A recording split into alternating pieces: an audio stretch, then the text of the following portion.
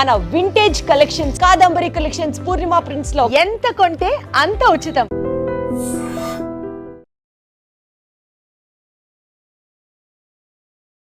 సంపాదన ముసుగులో పడి మనం ఏం కోల్పోతున్నామో ఒకే ఒక్క గ్రామం మనకి కళ్ళకు కట్టినట్లు చూపిస్తోంది.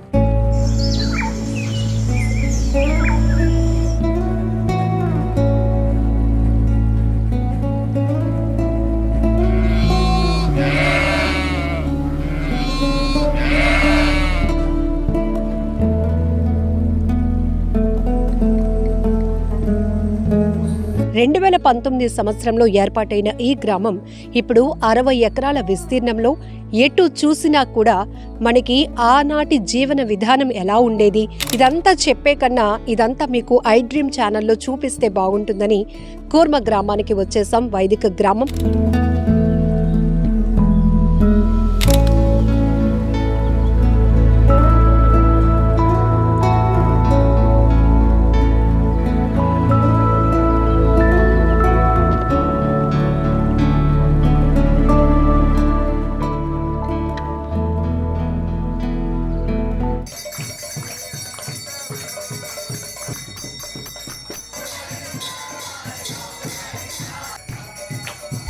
వేలాది మంది దేవతలను ఒక్కొక్కరు ఒక్కొక్క దేవతలను పూజిస్తూ ఉంటారు.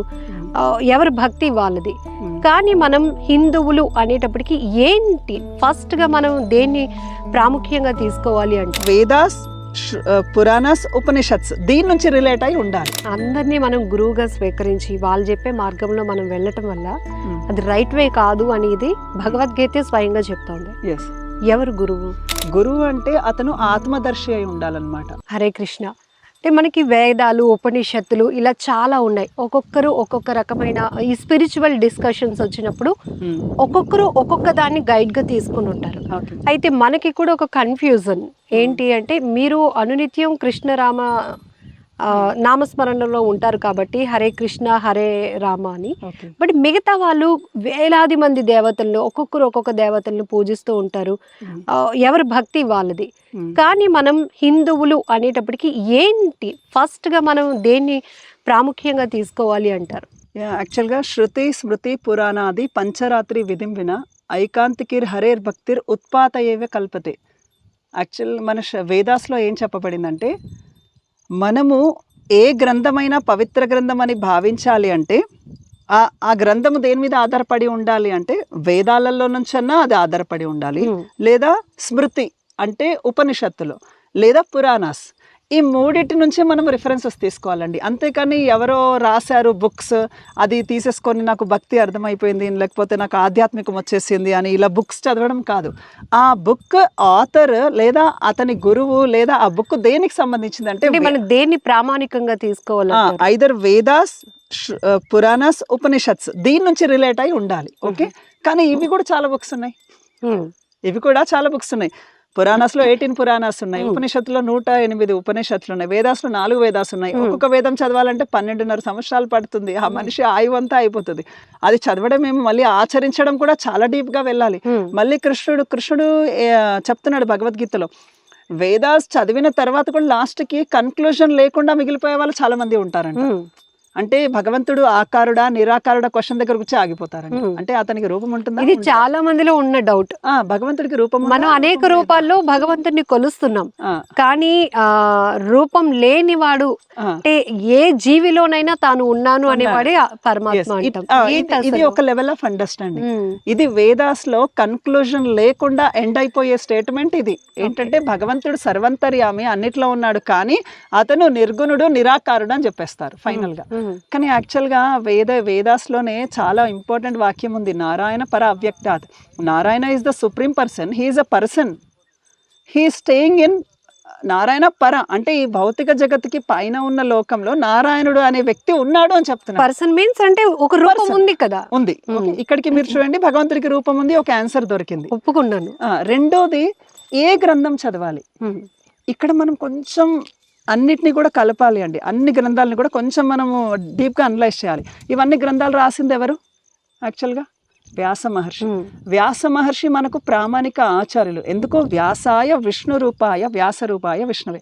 వ్యాసుడు విష్ణువు కాబట్టి ఆయన ఇప్పుడు భగవంతుడి గురించి చెప్పాలంటే ఎవరు చెప్పాలంటే నేను చెప్పలేను, భగవంతుడే చెప్పాలి. కాబట్టి ఆయన వ్యాస రూపంలో వచ్చి అన్ని ఈ ఇన్ఫర్మేషన్ మనకి ఇచ్చాడు. ఎవరు? ఈ భౌతిక జగత్తులో మనకు ఇన్ఫర్మేషన్ ఇచ్చింది వ్యాసుడు. సో వ్యాసుడు ఇచ్చిన దాంట్లో వేదాలు, పురాణాలు, ఉపనిషత్తులు ఉన్నాయి. మరి ఇందులో ఏది కన్క్లూజన్ అంటే వేదాలు చదవడానికి ఆయువు తక్కువ ఉంది, ఉపనిషత్తులు చాలా టఫ్, ఒకవేళ అర్థం చేసుకున్న దాన్ని ఒక్కొక్కరు ఒక్కొక్క అర్థంగా చెప్తున్నారు. అందుకనే భగవంతుడు ఏం చెప్తున్నాడంటే నేను 4 పరంపరాస్ అంటారు, అంటే ఏమంటారు, డిసిప్లిక్ సక్సెషన్, అంటే ఇంకా చెప్పాలంటే 4 స్కూల్ ఆఫ్ థాట్స్. ఓకే. అందులో ఫస్ట్ భగవంతుడు ఉపదేశించింది అంటే శ్రీకృష్ణుడు 4 జ్ఞానం ఇచ్చారండి.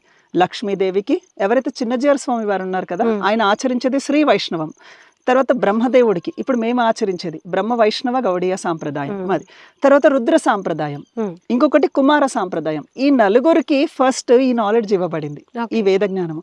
ఈ 4 వాళ్ళ శిష్యులకు బోధించారు, వాళ్ళు వాళ్ళ శిష్యులకు. ఇలా ప్రభుపాద, ఇప్పుడు ఎవరైతే నేను ఇస్కాన్ ఫౌండర్ అన్నాను, ఆయన ఆచార్యుడు.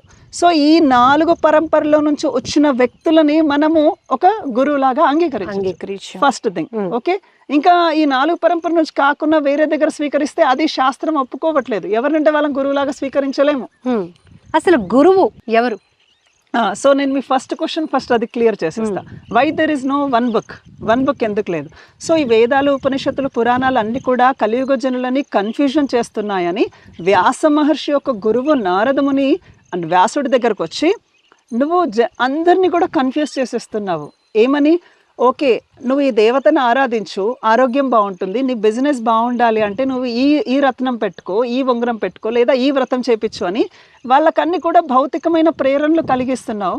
But ultimately the goal of life is to go back to Krishna, భగవంతుడి దగ్గరికి వెళ్ళడం అనేది నువ్వు మర్చిపోయావు. So write one book which completes అన్ని వేదాలు, ఉపనిషత్తులు, పురాణాలు అన్ని కలిపి ఒక పుస్తకం రాయి అన్నారు.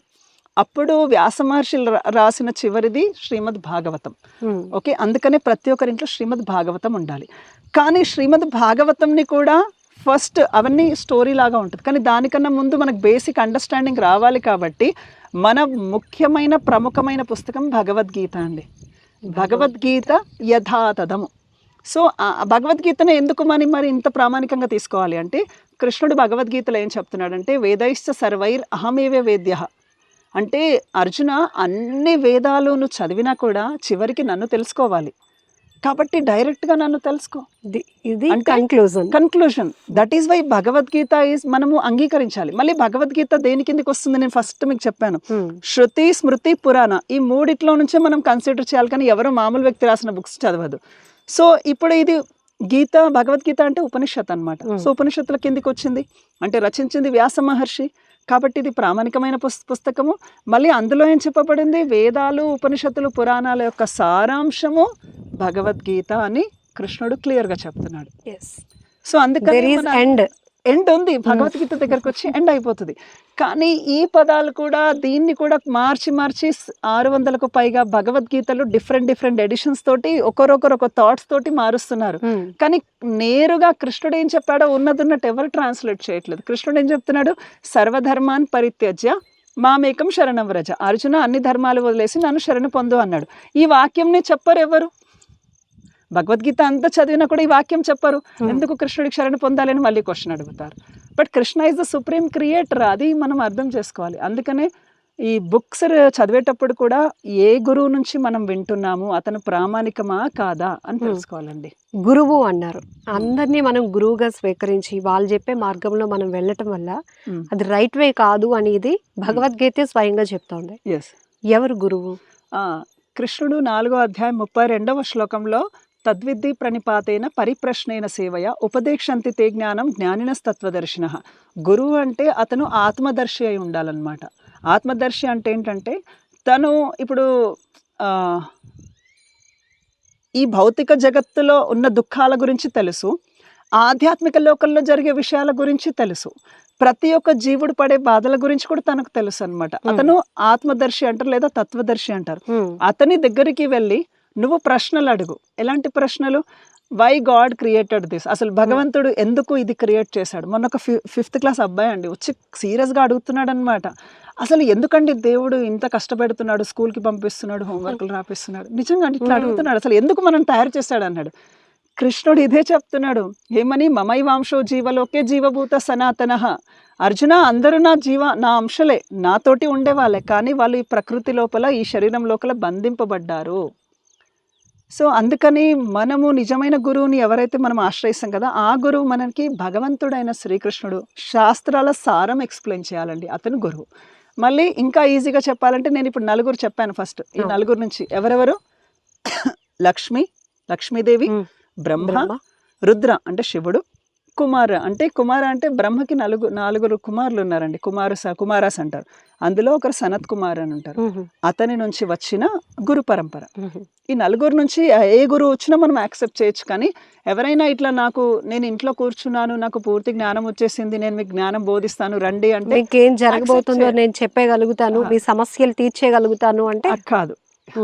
ఎందుకంటే సమస్యలు ఎవరు తీర్చలేరండి. ఒకవేళ ఇప్పుడు అంటే నేను వేరే రిలీజియన్స్ గురించి చెప్పట్లేదు, జస్ట్ ఎగ్జాంపుల్ చెప్తున్నాను. అందరూ ఆరోగ్యాలు బాగు చేస్తామని ఎన్నెన్నో సభలు కొందరు నిర్వహిస్తున్నారు, కానీ ఆ నయం చేసే వాళ్ళే జెమ్స్ హాస్పిటల్లో నాకు కనిపిస్తున్నారు. మరి ఇట్లా జరుగుతుంది చీటింగ్. సో ఎవరు ఏది నయం చేయలేరండి. జీవుడు చేసిన కర్మ ప్రకారంగా చాలా వరకు అనుభవించాలి. కొన్ని ఉపశమనాలు దొరుకుతాయి, కానీ ఫైనల్గా మాత్రం one has to suffer his destination. అతను అనుభవించాల్సిందే. మేబీ అది పెద్ద మొత్తంలో చిన్న మొత్తంలో అనేది ఉపశమనం కలిగించవచ్చు, కానీ అల్టిమేట్లీ అందుకే ఇట్లా కొందరు చెప్తారు కదా, ఇట్లా కొన్ని మ్యాజిక్స్ చేస్తారు, నీ ప్రాబ్లమ్స్ అన్నీ తొలగిపోతాయి, ఇంతే ఒక 5,000 ఇచ్చేసి కాళ్ళు మొక్కేసి నీకు అన్ని ప్రాబ్లమ్స్ తొలగిపోతాయి. ఇలాంటి అనేక వేరే వేరే మతాలలో కూడా ఇలాంటి సిస్టమ్స్ ఉన్నాయి. బ్లాక్ మ్యాజిక్స్ ఇవన్నీ నమ్మకండి, శాస్త్రంని నమ్మండి, భగవద్గీతని నమ్మండి. Thank you.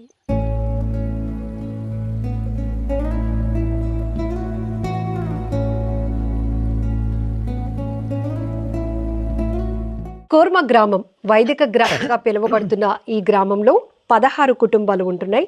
వచ్చే ప్రతి ఒక్క విజిటర్ ఇక్కడ ఆ ప్రాచీన అంటే పాతకాలపు పద్ధతిలో జీవన విధానం ఎలా ఉండేది, ఇప్పటికీ కూడా ఇంత బిజీ లైఫ్లో ఈ టెక్నాలజీతో పరుగులు పెడుతున్న లైఫ్లో ఇది సాధ్యమేనా అనుకున్న వాళ్ళకి వాళ్ళ లైఫ్ స్టైల్నే మనకి కళ్ళకు కట్టినట్లు చూపిస్తున్నారు. ఇప్పుడు మనం ఒక హౌస్ని చూద్దాం.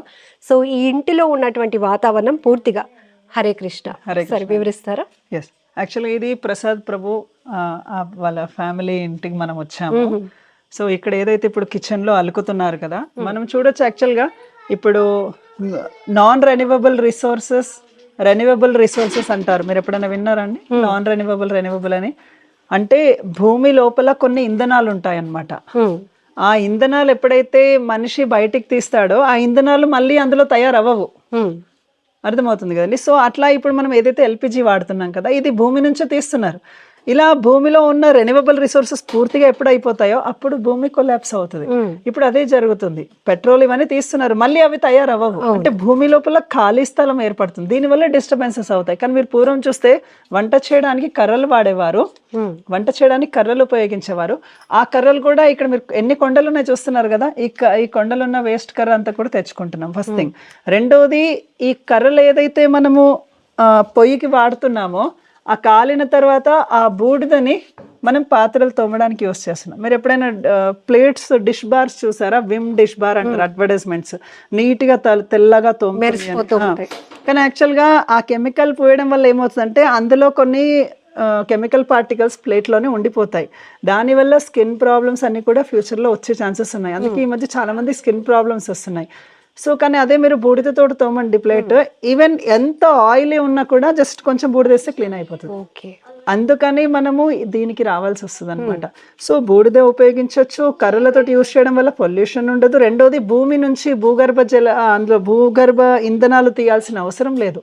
రెండోది, ఇక్కడ మనం ఏదైతే పేడతోటి మీరు అలికారు కదా, ఇల్లు చూసారు కదా, సో ఇప్పుడు నడుచుకుంటూ వస్తామా, ఇప్పుడు మీరు అదే పేడతోటి ఫ్లోరింగ్ ఉంటే ఇంట్లోకి రాగానే ఏ బ్యాక్టీరియా మన ఒంట్లో ఉన్నా కూడా ఇంట్లోపలికి ప్రవేశించదు.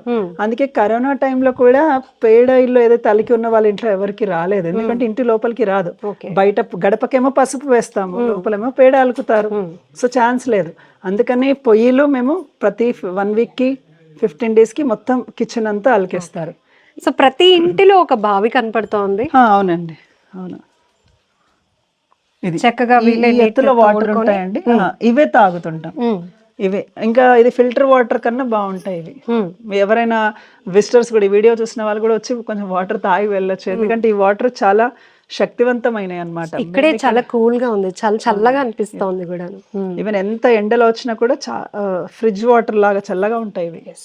అంటే చాలా మందికి కూర్మ గ్రామం అక్కడే ఎందుకు అంత మారుమూల ప్రాంతంలో అని, అదే ఏదైనా దానికి వెనకతలో ఆలోచన వెనకతలు ఏదైనా ఉందా? ఉందండి. ఒకటి సింపుల్ లివింగ్ ఇక్కడ ఈజీ అవుతుంది, ఇంకొకటి ఆధునిక లైఫ్ స్టైల్ అనేది వాళ్ళ ఇంపాక్ట్ మా మీద పడకుండా ఉండడానికి కూడా ఇంత లోపలికి రావడం జరిగింది. ఇప్పుడు సిటీ లైఫ్ స్టైల్ సిటీకి దగ్గర ఉంటే ఆ లైఫ్ స్టైల్ ఇక్కడ పిల్లల మీద కూడా పడుతుంది ఇంపాక్ట్, అందుకే ఆ లైఫ్ స్టైల్ పడకుండా ఇంత లోపలికి రావడం జరిగింది. ప్లస్ ఇంకా కూడా ఇక్కడ ఉన్న గ్రామాలు ఎంతో కొంత పూర్వం ఉన్న జీవన విధానమే ఆచరిస్తున్నారు చాలా మంది. ఇక్కడ కూడా కర్రలు పోయి ఇవన్నీ వాడుతున్నారు, ఇక్కడ కూడా కొన్ని సంస్కృతులు ఉన్నాయి అన్నమాట. ఇప్పుడు ఉదాహరణకి ఇప్పుడు ఆధునిక స్టూడెంట్స్ తీసుకోండి, పడుకునేటప్పుడు 2కి 1 గంటకు పడుకుంటారు, దేవుని స్మరణ చేసి పడుకోరు కదా జనరల్ గా. టైర్డ్ అని కాదు, అంటే పడుకునే ముందు భగవంతుని స్మరణ చేయాలి. పూర్వం ఏంటంటే పడుకునేటప్పుడు లేచేటప్పుడు ఎప్పుడు భగవంతుడు రామ గోవింద అనుకుంటే లేచేవాళ్ళు. ఇప్పుడు లేచేటప్పుడు కానీ ఆ ఫోన్లో ఏమొస్తుందో మెసేజ్ అది ఆలోచించుకుంటూ లేస్తాడు, పడుకునేటప్పుడు లాస్ట్ ఇట్లా స్మార్ట్ ఫోన్ చూసి పడుకుంటారు. కానీ ఈ ఊర్లలో ఎలా ఉందంటే సంస్కృతి ఇప్పుడు కూడా పూర్వం ఉన్న వాళ్ళు భగవంతుని ఇచ్చిన స్మరణలు అవి ఉన్నాయి, అందుకే మాకు ఇంత లోపలికి రావడం జరిగింది. ఒకటి కల్చర్ ప్రకారం, రెండోది సిటీ ఎఫెక్ట్ పడకుండా ఉండాలి అంటే సిటీకి చాలా దూరంలో ఉండాలని ఇంత దూరంగా వచ్చాం. థర్డ్ రీజన్ ఈ బావి నీళ్ళు చూసారు కదా, చాలా ఫ్రెష్ గా ఉన్నాయి, 7 feet లోనే ఉంటాయి నీళ్లు. ఈ నీళ్లు గురించి ఇంత లోపలికి వచ్చామండి. ఇప్పుడు వాటర్ లేవనుకోండి, మనం ఏం చేయాలంటే మోటార్ పంప్స్ వాడాలి, ఎలక్ట్రిసిటీ అవసరం, అందుకని నీళ్లు ఉంటేనే మనిషి మనుగడ ఉంటుంది. కాబట్టి 3 reasons, ఒకటి వచ్చేసి సిటీ ఎఫెక్ట్ పడద్దు, రెండోది వచ్చేసి వాటర్ గురించి, మూడోది వచ్చేసి వేదిక్ కల్చర్ అనేది సింపుల్ లివింగ్ ఇక్కడ సూటబుల్ అన్నమాట. హరే కృష్ణ. నమో విష్ణుపాదాయ కృష్ణ ప్రేష్టాయ భూతలే శ్రీమతే భక్తి వేదాంత స్వామిన్నితి నామినే నమస్తే సారస్వతే దేవే గౌరవాణి ప్రచారిణే నిర్విశేష శూన్యవాది పాశ్చాత్య దేశతారిణే హరే కృష్ణ కృష్ణ కృష్ణ హరే హరే హరే రామ రామ రామ హరే హరే.